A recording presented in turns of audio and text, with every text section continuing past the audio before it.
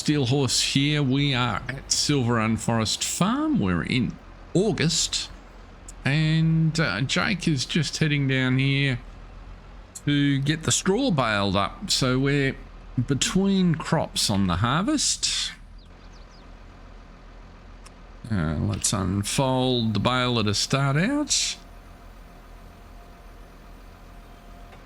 And put the pickup down and switch it on. So our corn won't be ready to harvest, pretty sure, until next month. Let's have a look here. Crop calendars, corn. Oh, actually 2 months till the corn's ready to harvest. Same with the sugar beet. And where are our soybeans? They're also at the same time. So we've got a little bit of time to get through some of the chores that are around the place, and in particular these fields that we've harvested. We can get them prepared for, or start the preparation process for next season's plantings. Jake hasn't really decided what crops he wants to put in at this stage, so it'll be very much a see what happens. Knows he needs to do a little bit of rotation. It might be time, for instance, to move the cornfield over to this field, so we'll see. Things have quietened down and largely gotten back to normal. Certainly the roads are open again, and people are just sort of getting back to their normal business. We don't have anything that we need to. We have lots of things to sell, but none that for which the price is particularly good at this stage. So it's just a perfect opportunity to get all this straw collected and make sure, because everything's going to get real busy when we have to bring the corn and soybeans and sugar beet all in the same 2 month period. So it's going to be plenty of activity to get all of that to happen. He's kind of opened a line of discussion with the new AGCO dealership over there. Those hillside harvesters that he was looking at, the Laverda, are the ones that they've got on the roadside. And so particularly interested in leasing one of those. I reckon it might be just a little bit safer than running the Gleaner up the hillside, and hopefully effective. So we're just negotiating at this stage. So far there hasn't been, I mean, they're happy to lease him one for the harvest, but there hasn't been any willingness at all to do much on price, and that may not change. This, at least the soybeans are a lucrative crop, so Jake's not too concerned. He's just keen to understand, will these pieces of equipment actually make a difference on the hillside. So we'll just have to wait and see. In the meantime, beautiful day for baling up this field, and we'll get the straw in.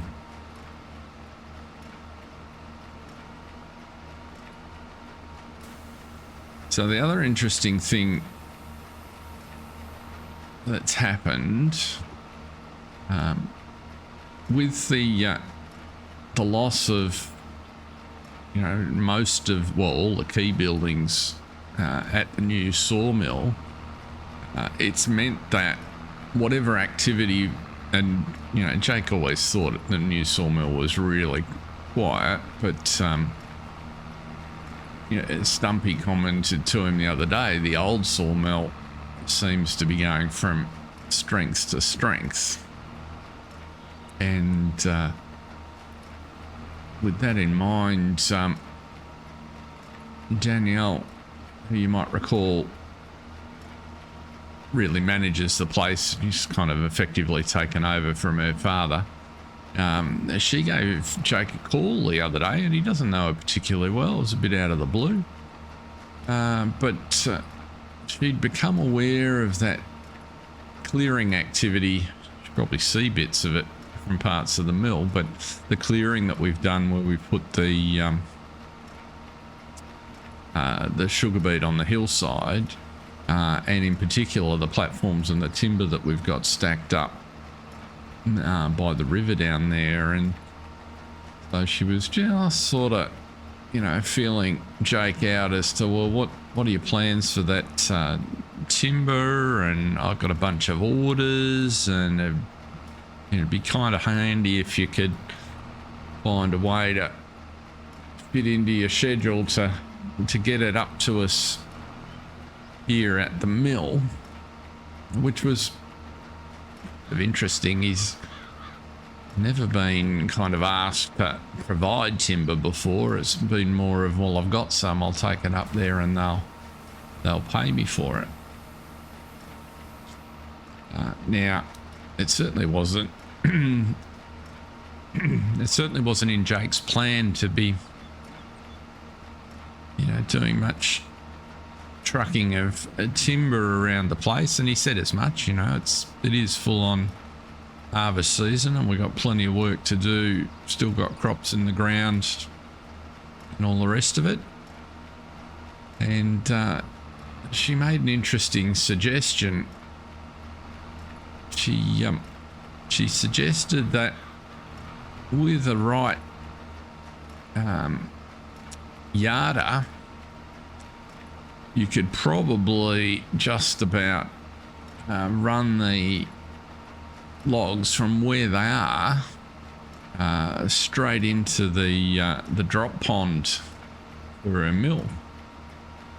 And she'd be prepared to, given that she wants the timber, to pay regular prices, but she'd be prepared to let him set the yarder up and operate it from the forecourt of the mill, if that meant that she could get her hands on the timber a bit quicker, which sounded like a bit of an interesting idea, the sort of thing that captures Jake's imagination. So he's had a bit of a chat to Eddie, and with any luck, I'm not going to call over the next couple of days to be able to lease one of those bigger self-powered yarders and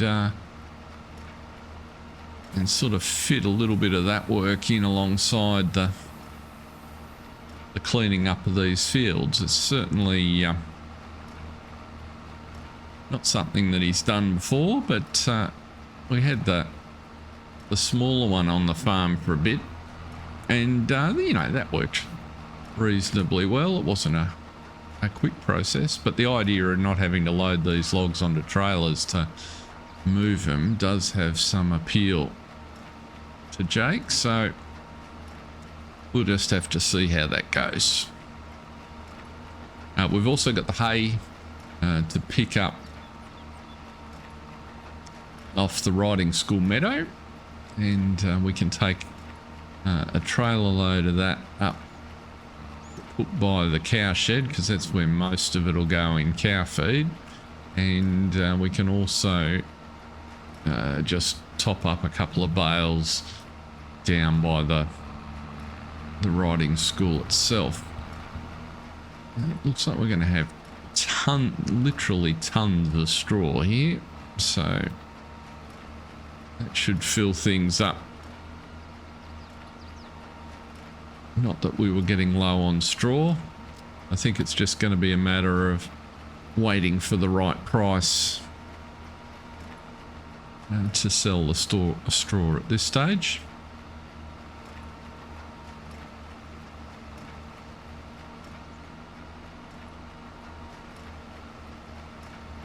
Jake hasn't actually been into town since the road restrictions were lifted, so we'll have to head in there after and check out what everything looks like.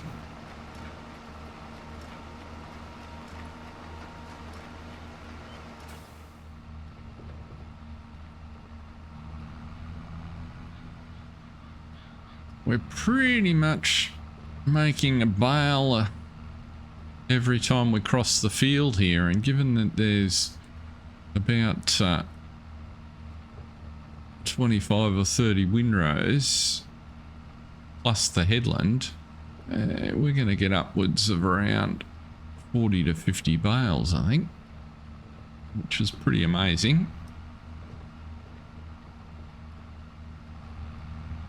So a nice little earner to add into the kick.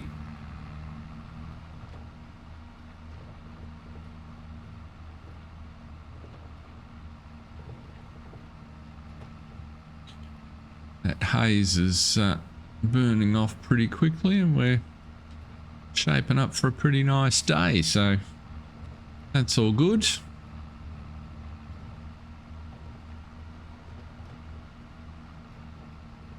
Let's see here. Let's go around and do that one. I had a few funny lines here at this end of the field, so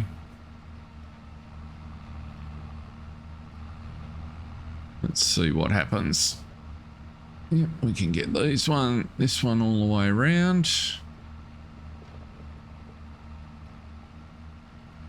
Nice water skiing day out there. Looks pretty glassy. No time for that though.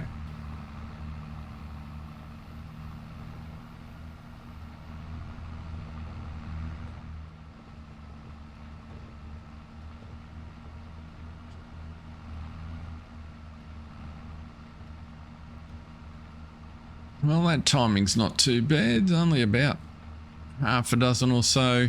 Can't quite count from here in the cab, but about half a dozen rows to go. Jake's just got off the phone from Eddie, who tells him that that forwarder is in the yard. So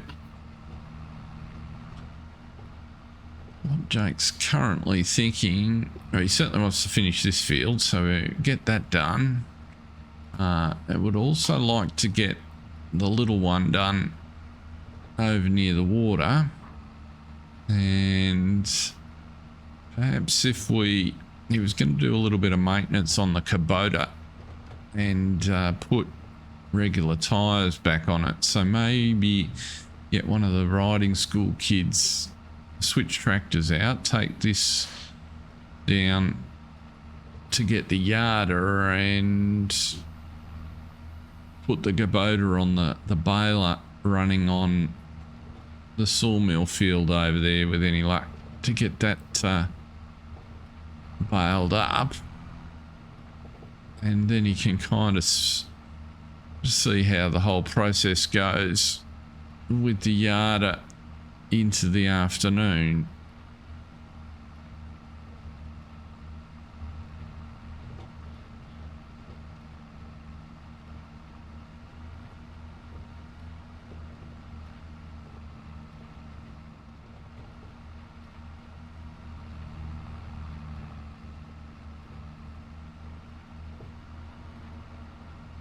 There we go. We're about halfway through this little field. Only a few fiddly little windrows of straw left here to pick up.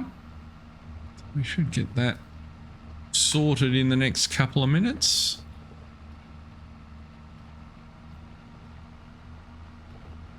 Get a better perspective if we pop out of the cab. There's just a couple of short lines to go.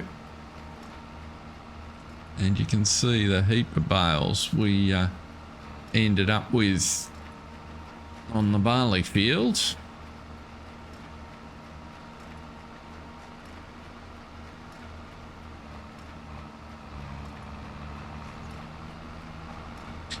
Jake didn't reset the counter on the baler before he started, so it's still telling him he's made over 300 bales with this baler. So not particularly useful in terms of tracking progress, but you can see there's easily 40 odd straw bales over there with another dozen probably on this field. So, or maybe not a dozen, 5 or 6 maybe.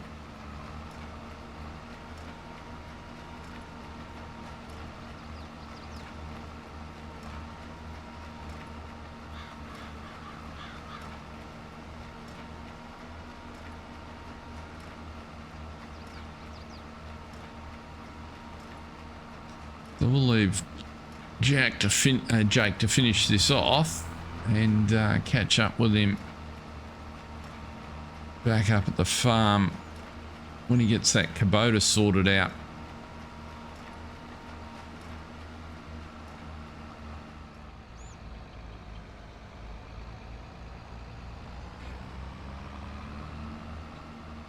Just while I was classing with the big tractor, Jake thought it'd probably be a good idea to get a load of these hay bales picked up.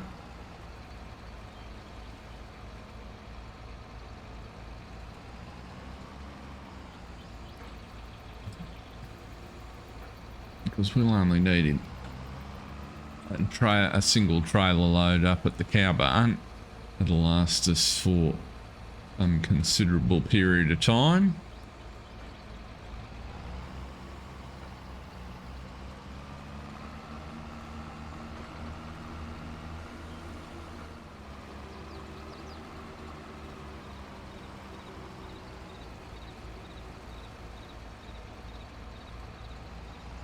Just grab a couple more and that'll give us a full trailer. Still not a lot of folks in and out of the Agco dealership over there, but certainly looks the park with all the gear.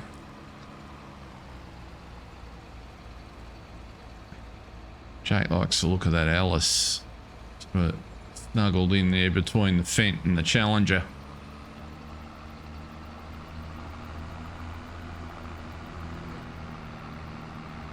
And whilst the price isn't very good for silage, we'll hang on to that snake there, but ultimately we'll be selling that when the price picks up a bit. Looking at how many bales of hay were left on the field, I may even think about selling a trailer load, or 2/3 of a trailer of hay. We'll just have a look at those prices in a minute.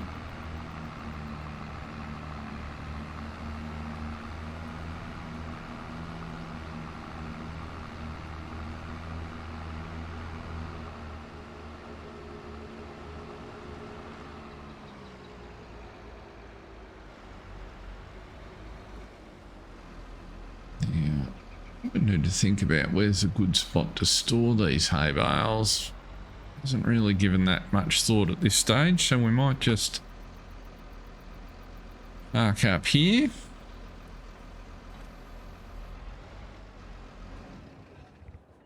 Let's grab the Kubota.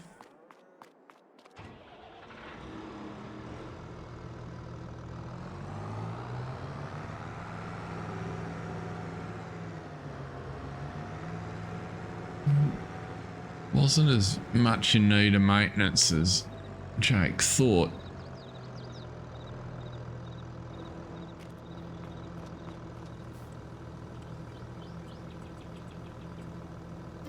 Just check the oil will probably do us. Hydraulic pressure's been a little bit bouncy, but oops. Now, what we wanted to do there was just stick standard tyres with wheel weights back on.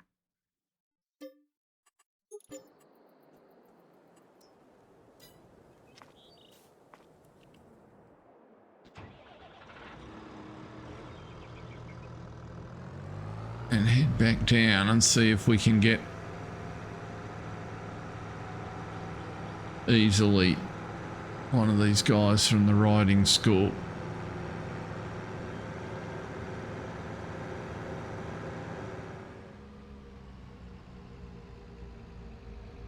change of plans. Turns out there's no one available at the riding school to bail up Jake's field. At least no one that he's going to trust running the tractor and the baler on their own. So that means he's left fitting stuff in. So we'll go and pick this yarder up. You can see where everything's at over there in the new sawmill. Just the odd bit of equipment. They pretty much got it cleaned up over there. Put some temporary fencing around the substation. And then this is looking more and more like a park. Some of the equipment has gone. There's still a couple of bins to be picked up from over here by the looks, but for the most part it's kind of just looking like a park, which is pretty interesting. So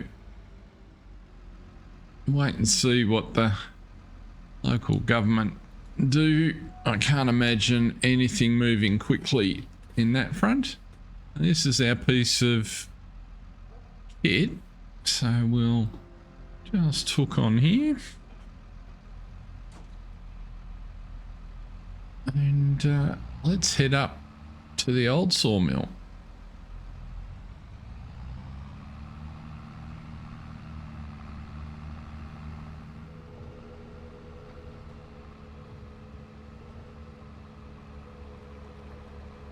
Haven't been up this way for a while. So this unit cost us 5,000 to lease. It'll be 1,000 a day and 2,000 an hour, but we shouldn't need it all that long. And with the current timber prices, hopefully that's going to pay back pretty quick. Now, according to the guys at Eddie's, it's pretty straightforward to operate. You just sort of park it where you want it, unfold it, and run out the cable. So Danielle indicated that she was happy enough if we popped it just down in here.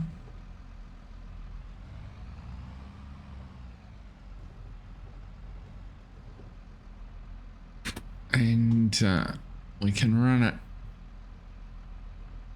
We still leave room for a trailer to get in. But with any luck, I can just sort of drop it in here. Whoop. A little bit of a rise down there. Let's unfold here and have a look.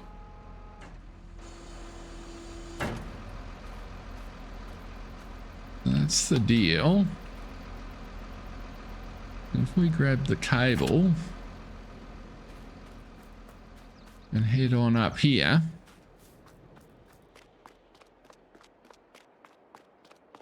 the plan of attack is very much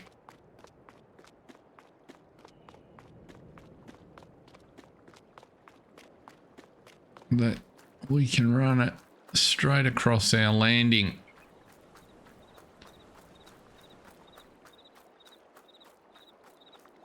The good news about this really big one is it's got quite a long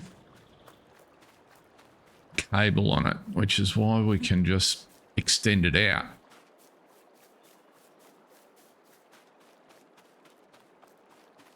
And hopefully what we'll find,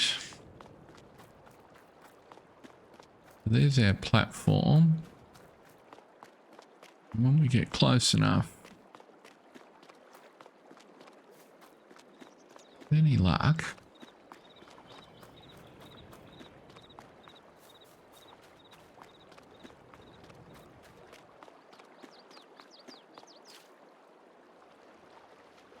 oh, something blocks the way to that tree. There we go, we got a tree. So is that one going to be, yeah, I reckon that one's going to be a beauty. Let's pop you on there. That goes pretty much across the top of our platform.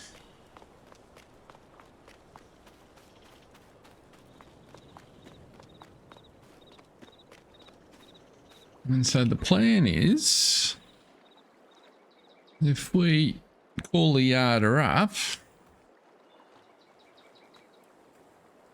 we should now get it coming towards us. You can see on the little graphic there that it's coming up the cable. Not the fastest thing in the world, but as proof of concepts go, at least we got the first stage done. So the question's going to be, how many of these trees will it lift? As you can see, there's quite a bit of timber sitting down here, so we'll have to, it will probably take a little while. There's some that haven't been processed sitting at the front that we just pushed off. Our soybeans on here are looking pretty good. Perfect pH, perfect nitrogen, so that's what we like to see, 100% yield. Now, how are we going here with this? He must just about have caught up to us. You can see the picture.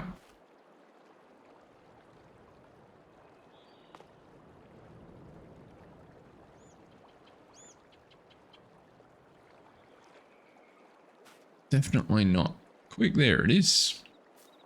So now, if we pick something at the top here, so we'll attach you on. Can we attach another one? There's two.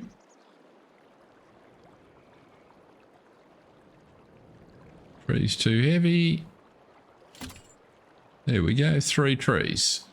So now, I'm pretty sure we won't get a 4th. We lift them up. That's moving. Jay lifts it up. Whoa. Don't stand under the lift. Always the first trick.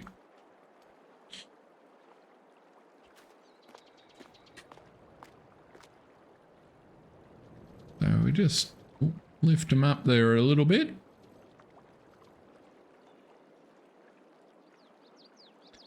And now, if we head back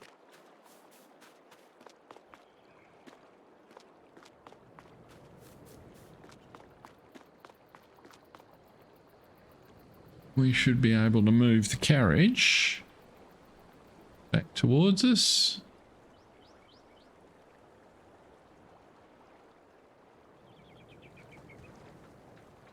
And there we go. Our 3 trees following us up the river. So let's just run back up to the sawmill. If we put carriage follow mode back on. That's running away quite capably. Here come our trees in the distance there.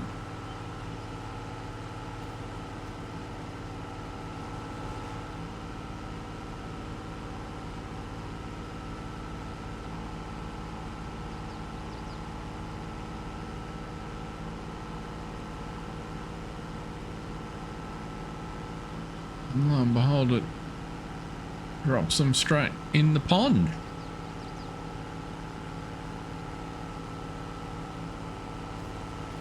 Just stop there.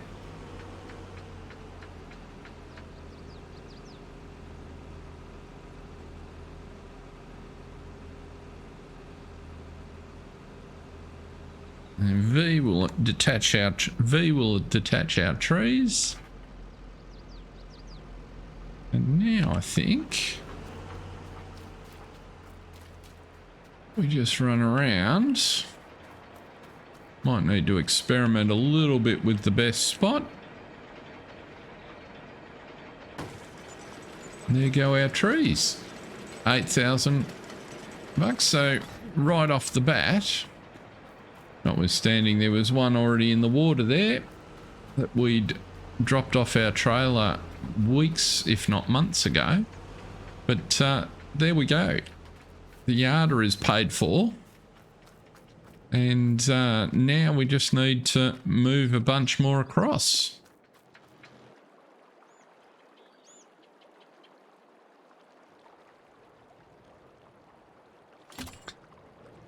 And so we can just clip them on again. And as you can see, sometimes we can get 4. We step back out of the way. Just hoist them up to get them off, and we also get a command to return the carriage to the yarder, which works really well. So it'll take it back down the other end there for us. And from the other end, we'll get a Y option to return the yarder to this point. So that makes it a little bit easier to do. And we'll do a couple more. It's probably working out at a load every 20 to 25 minutes of game time. So it's not fast, but it's pretty straightforward. As you see here, you can see the dot in the bottom screen, which is our latest load of trees coming through. They're just up there in the distance. Thankfully this train line the spur doesn't run. Paper mill's been exceptionally quiet. We can drag our trees quite happily, and Danielle will be happy that we've delivered her some wood.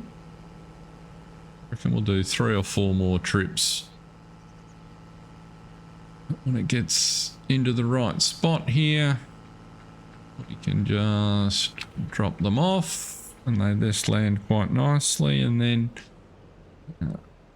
Y will send the yarder back to the other end. Rinse and repeat.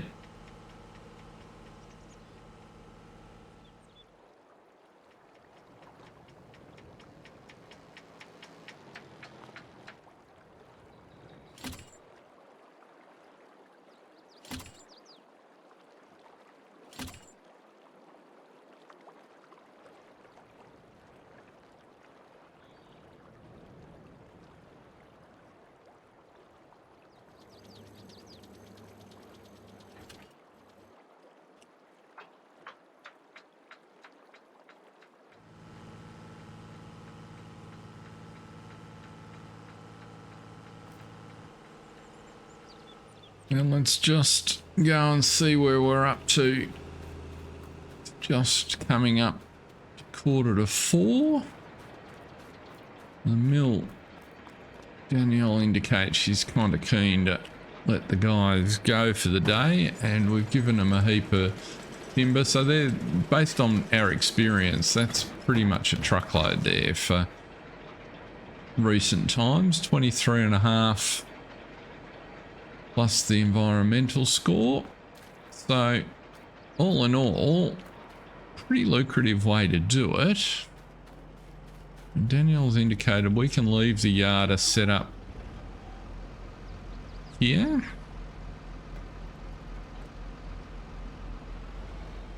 So we might just head back and get our straw baling finished off, knowing that even keeping it for another couple of days while we gradually move that pile of timber, we're going to end up with more cash than you probably expected to have at this stage in proceedings.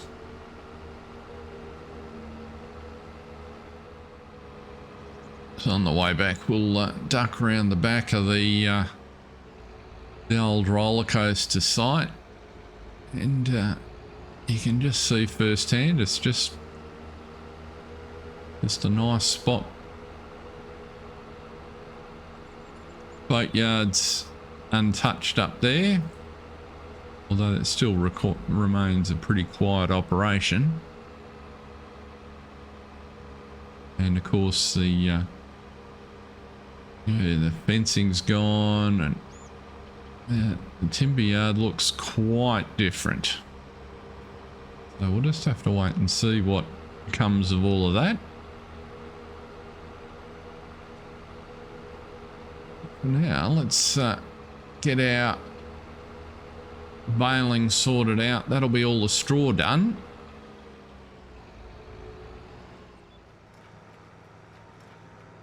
As Jake trundles around here making some straw bales.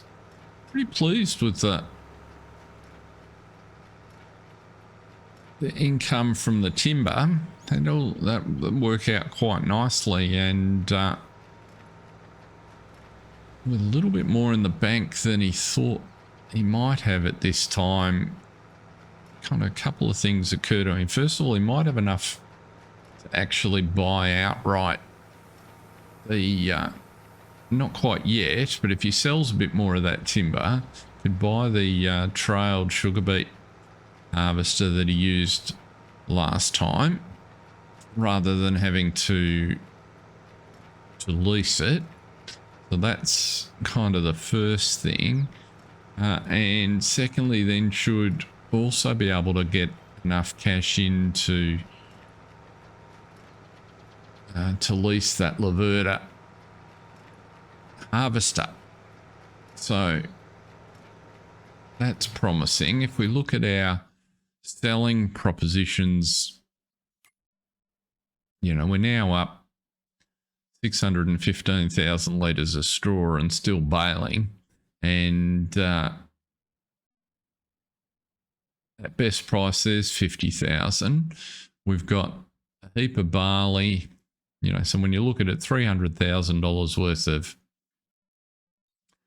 stuff to sell by and large, and we haven't got all our crop in yet. So as we get into the run up to Christmas, we're in a pretty good spot.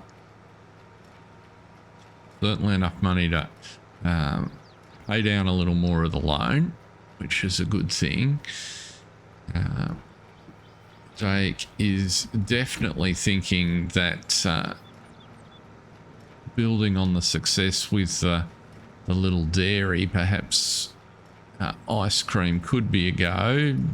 Paige is humming around slowly. She's not sure about whether to add another business, but giving all the signals that suggest she could be convinced. So if Jake can turn this year's crop into a bit of a bumper payday, then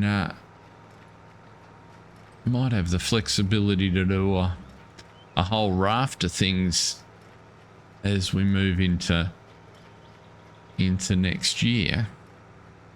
So it'll be very much a matter of letting his imagination go, keeping up the hard work. There's certainly still some prospect for more fields. A couple of the fields we've got could be expanded a little just to increase the yield. And he hasn't even started to look on the other side of the river, so perhaps with the advent of the yarder to move trees, it feels slow while you're doing it,